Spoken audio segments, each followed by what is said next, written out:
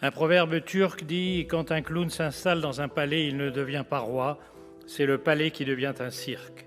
Il faut absolument que tu écoutes le discours de ce sénateur français, Claude Malhuret, qui a mis en rage Donald Trump lui-même.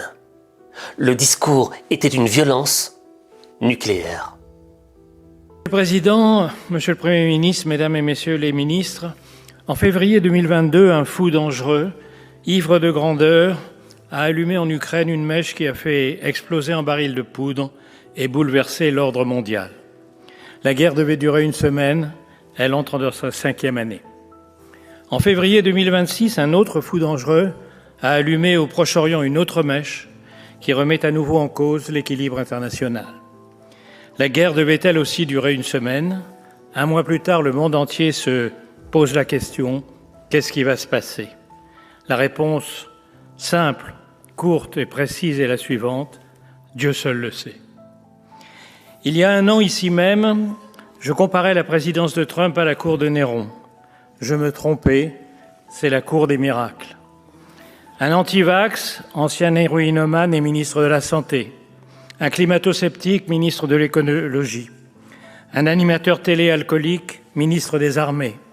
Une ancienne agent du Qatar, ministre de la Justice. Une groupie de Poutine, ministre de la Sécurité nationale.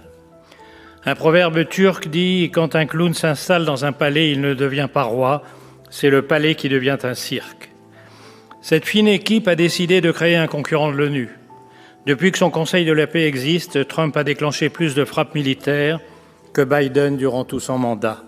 Chaque fois que l'affaire Epstein ressurgit, les bombes explosent quelque part dans le monde et font diversion. Bombarder plus pour gagner plus. Il n'y a pas un pays où Trump n'ait profité de la situation pour s'enrichir sans jamais oublier sa famille. Boeing personnel offert par le Qatar, investissement dans tous les projets du Golfe ou d'ailleurs, manipulation des cours de bourse dont bénéficient quelques initiés. Un seul de ces conflits d'intérêts aurait provoqué ici une procédure immédiate de destitution.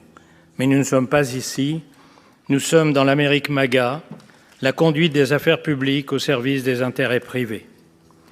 Après les droits de douane, le Groenland, le lâchage de l'Ukraine, l'humiliation des alliés, l'aller-retour inefficace au Venezuela et tant d'autres, une nouvelle aventure insensée commence.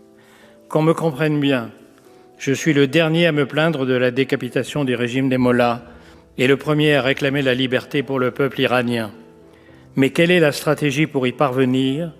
Et les dégâts collatéraux, y compris pour les Iraniens, ont-ils été mesurés ?